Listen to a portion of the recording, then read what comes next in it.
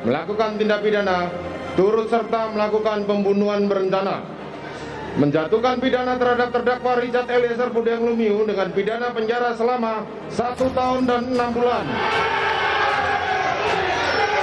menetapkan penangkapan dan lamanya masa penahanan yang telah dijalani terdakwa dikurangkan sepeluruhnya dari pidana yang dijatuhkan, menetapkan terdakwa tetap berada dalam tahanan, menetapkan terdakwa sebagai saksi pelaku yang bekerja sama atau justice kolaborator.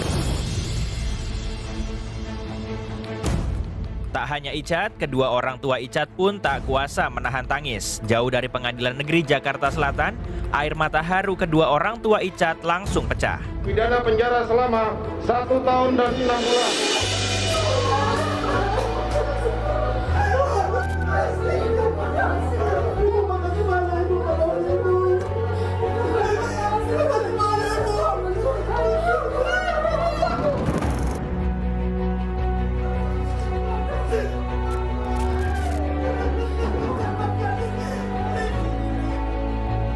Kuasa hukum Icat menyatakan puas dan merasakan keadilan yang seadil-adilnya. Selain itu, kuasa hukum Icat tidak berencana untuk mengajukan banding.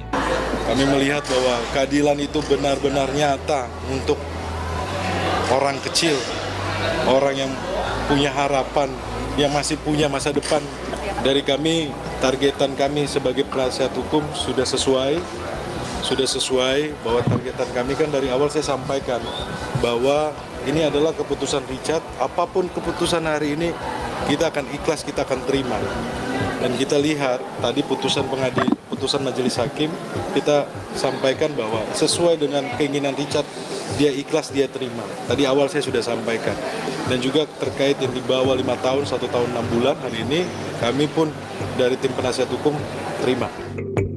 Tidak hanya pihak Icat, putusan hakim ini juga menimbulkan rasa puas dari keluarga Joshua Huta Barat.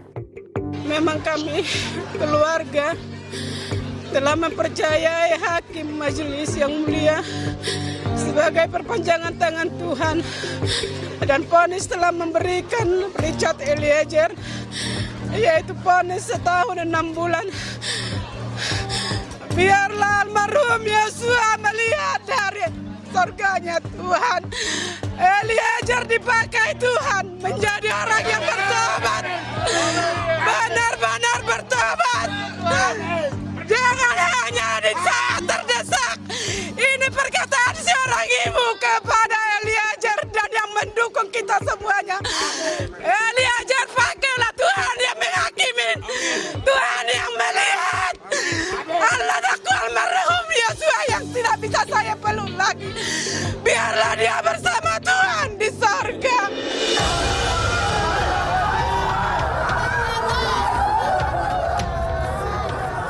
Rasa syukur tak hanya datang dari pihak yang bersidang. Ratusan Richard Angels di Pengadilan Negeri Jakarta Selatan juga menyambut baik vonis hakim.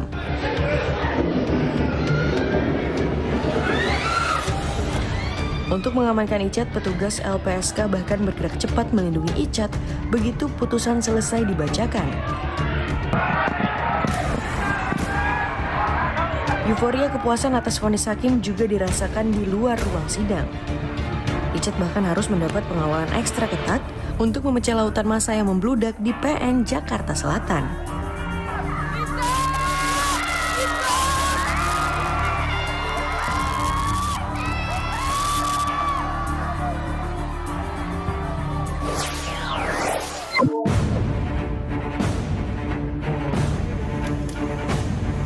Karena memang tadinya mereka ini pacaran, cuman sempat putus, cuman ternyata korban ini punya pacar lagi sehingga tersangka tidak terima.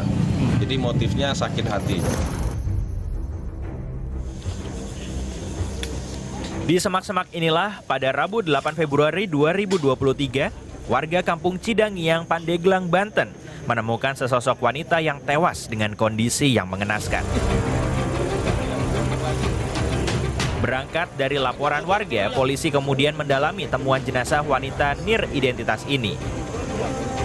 Selain sesosok jenazah wanita, polisi juga mengamankan toilet jongkok dan kayu yang berlumuran darah di sekitar lokasi. Diduga kuat, temuan barang ini berkaitan erat dengan korban.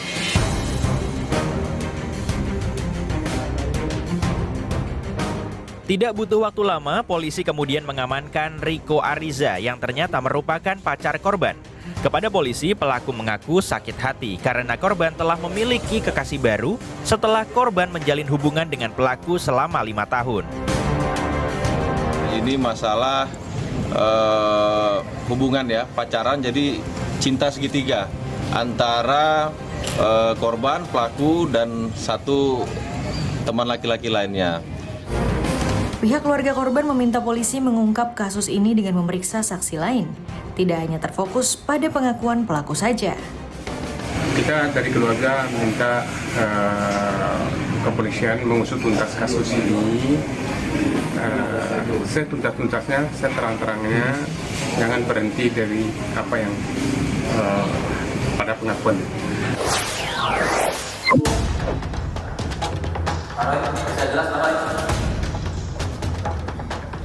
Menjatuhkan pidana terhadap terdakwa oleh karena itu dengan pidana penjara selama 9 bulan.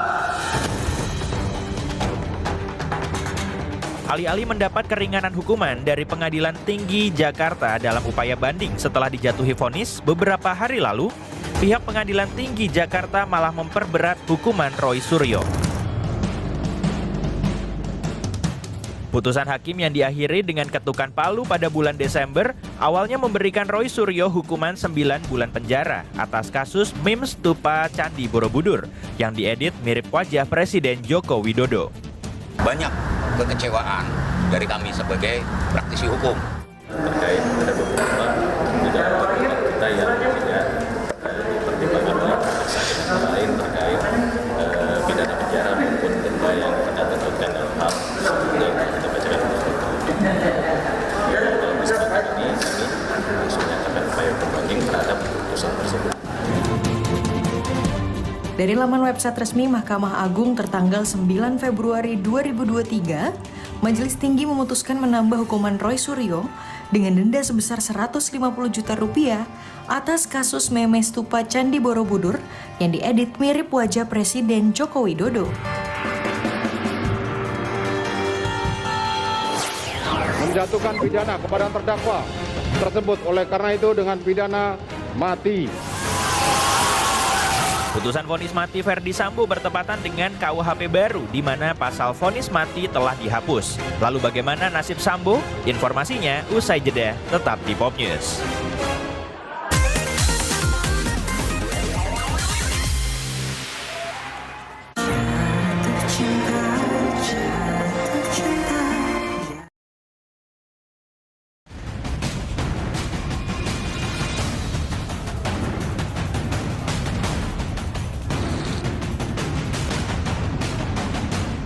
Menjatuhkan pidana kepada terdakwa tersebut oleh karena itu dengan pidana mati.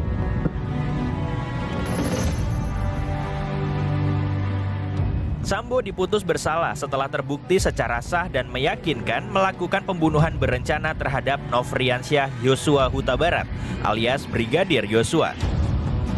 Vonis ini jauh lebih berat dari tuntutan jaksa yang menuntut Sambo dengan pidana penjara seumur hidup. Majelis hakim juga mengungkap sejumlah hal yang memberatkan vonis Sambo.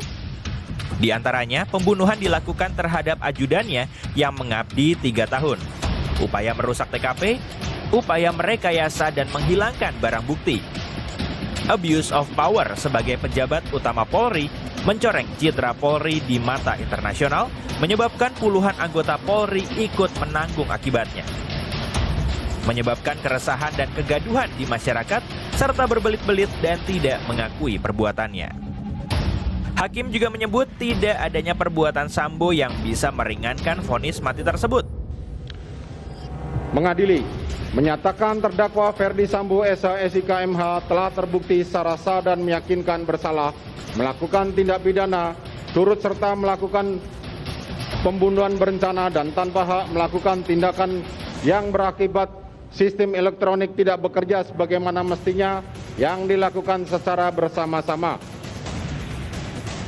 Putusan yang dibacakan Hakim Ketua langsung disambut gemuruh pengunjung sidang. Menjatuhkan pidana kepada terdakwa tersebut oleh karena itu dengan pidana mati.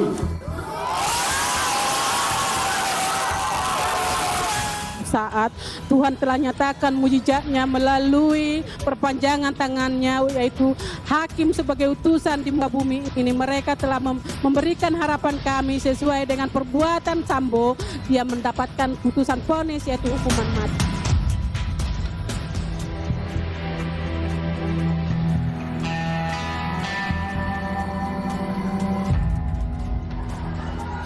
Penerapan vonis mati tersebut jadi perbincangan hangat lantaran ditandatanganinya KUHP baru oleh Presiden pada 2 Januari 2023. Ini berarti jika dalam waktu 3 tahun hukuman mati bagi Ferdy Sambo belum terlaksana, maka putusan Sambo akan mengikuti KUHP baru, di mana Sambo akan menjalankan masa percobaan 10 tahun, dan jika berkelakuan baik, vonis mati dapat berubah menjadi hukuman seumur hidup atau 20 tahun penjara. Apalagi setelah putusan majelis hakim di tingkat pertama, Sambo masih memiliki hak untuk mengajukan upaya hukum, banding, dan juga kasasi. Bahkan jika dikhawatirkan ada kekeliruan hakim dalam menjatuhkan putusan dan ditemukan ada bukti baru, perkara masih bisa diperiksa di tingkat peninjauan kembali. Tentu saja ini menjadi peluang bagi Sambo untuk terlepas dari vonis mati. Itu terjadi perubahan undang-undang dalam proses hukum. Kalau ini kan tidak proses hukum lagi, besok 3 tahun yang akan datang. Nah, nanti itu bisa jadi debat baru, tapi itu tidak penting. Keadilan, menurut saya, rasa keadilan publik sekarang sudah diberikan oleh hakim yang gagah perkasa dan berani. Dan kita memang dorong terus berani, jangan takut kepada siapapun, karena inilah momentum untuk memperbaiki dunia peradilan kita. Vonis pidana mati terhadap mantan Kadif Propam Polri Ferdy Sambo menambah panjang catatan vonis pidana mati di negeri ini. Berikut beberapa kasus hukum berujung vonis mati di tanah air yang jadi sorotan publik. Kasus narkoba Freddy Budiman. Rekam jejak Freddy Budiman di dunia hitam cukup panjang. Di tahun 90-an, Freddy sudah menjadi bos copet di kota asalnya, Surabaya. Pindah ke Jakarta, bisnis ilegalnya pun berkembang menjadi bisnis narkotika. Tahun 2011, Freddy ditangkap untuk kedua kalinya dengan barang bukti ratusan gram narkoba jenis sabu. Saat itu, Freddy divonis 18 tahun penjara. Namun, Freddy justru mengendalikan peredaran narkotika dari balik dinding penjara.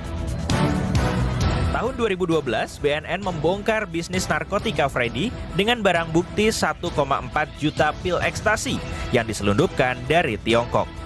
Di persidangan, hakim akhirnya memutus vonis mati bagi Freddy. Dan sekali lagi, di bawah ancaman hukuman mati, Freddy tetap mengendalikan bisnisnya dari penjara. Freddy Budiman akhirnya dieksekusi mati di Nusa Kambangan, Cilacap, Jawa Tengah, 29 Juli 2016.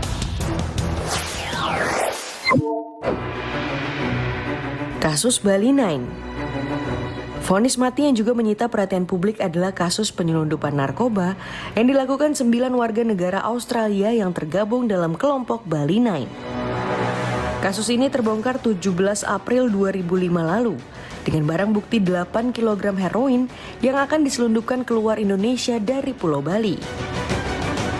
Dan dalam sidang putusan yang digelar 14 Februari 2006, dua otak sindikat Andrew Chan dan Myuran Sukumaran divonis pidana mati di Pengadilan Negeri Denpasar, Bali. Keduanya dianggap sebagai penyandang dana serta menyedia akomodasi bagi para penyelundup. Kasus ini tidak hanya menyita perhatian publik di tanah air, tapi juga negara asal 9 terpidana. Bahkan upaya memperingan hukuman pernah coba dilakukan oleh John Howard, Perdana Menteri Australia saat itu. Upaya mengajukan permohonan gerasi juga dilakukan dua terpidana mati, Andrew Chan dan Myuran Sukumaran. Dan sekali lagi, upaya pengampunan bagi keduanya dilakukan pemerintah Australia. Namun, permohonan itu ditolak Presiden Joko Widodo. Dan Rabu dini hari 29 April 2015, Andrew Chan dan Myuran Sukumaran menghadap regu tembak di Nusa Kambangan, Jawa Tengah.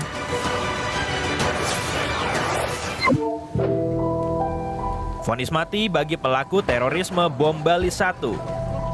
Vonis pidana mati juga dijatuhkan pada para pelaku teror bom Bali 1.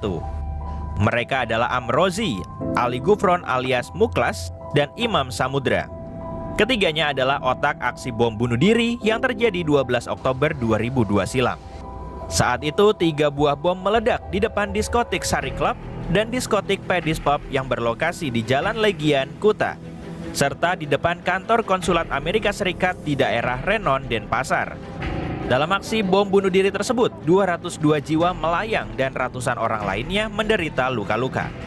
Tidak hanya warga Indonesia yang jadi korban, tapi juga warga negara asing.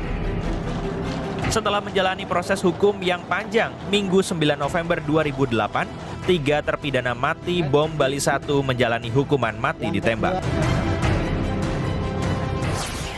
Astagfirullah.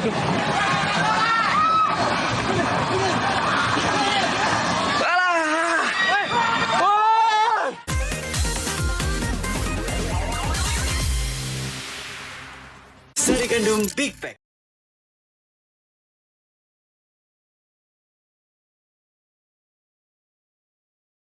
Remaja menegur anggota kelompok remaja lain.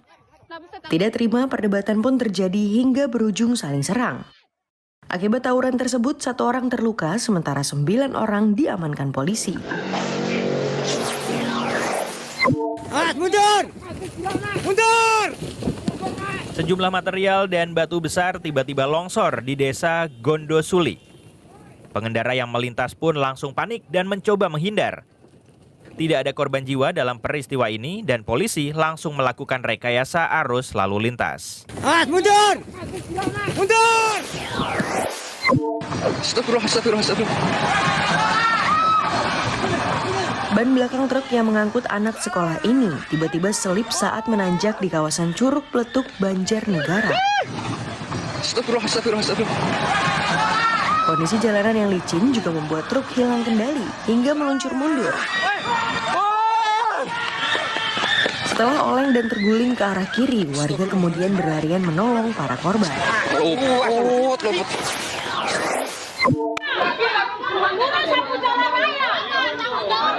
Emosi para petugas kebersihan ini tak bisa lagi ditahan akibat gaji yang tak kunjung dibayar oleh pemerintah Kota Sorong. Padahal Pemda telah berjanji berulang kali untuk segera membayar gaji mereka yang ditunggak beberapa bulan. Tak hanya itu, para pekerja juga mempertanyakan pemecatan sepihak dengan alasan tidak jelas.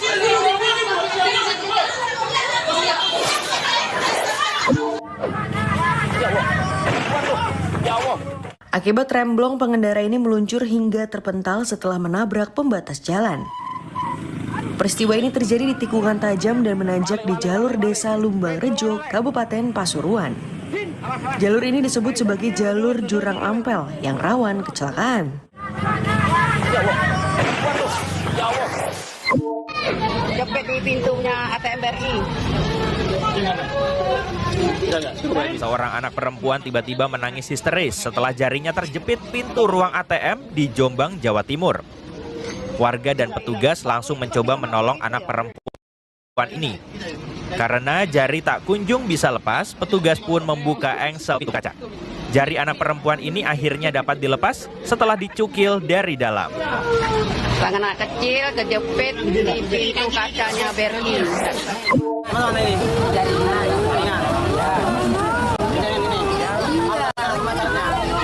Pengamen ini terjaring razia setelah petugas melakukan pengejaran sejumlah penyandang masalah kesejahteraan sosial di kawasan Penjaringan, Jakarta Utara. Pengamen wanita ini terus merengek dan menolak dibawa untuk menjalani pemeriksaan. Dalam razia ini 8 orang gelandangan ditangkap, mereka dibawa ke panti sosial untuk dilakukan pembinaan.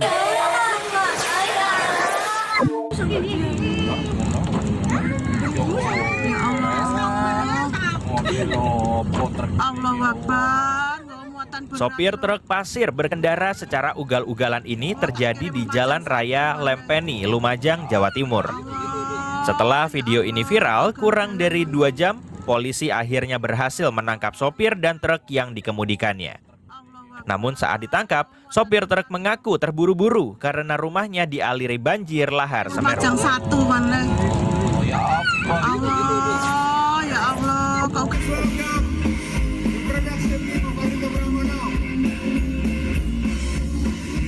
Penyanyi Ardhito Pramono tiba-tiba pingsan di atas panggung sesaat setelah bersalaman dengan beberapa orang.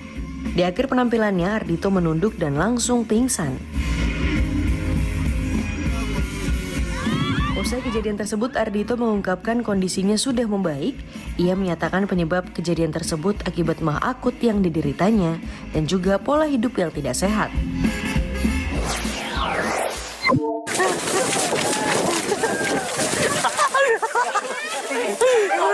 Seekor buaya sepanjang 3 meter nyaris menerkam warga dan petugas saat akan dievakuasi. Dalam video amatir ini, buaya bahkan menyerang dan mengejar petugas yang akan mendekati. Dalam evakuasi, petugas juga menemukan 34 butir telur. Usai diamankan, buaya ini diserahkan ke BKSDA untuk dilepas liarkan ke habitatnya.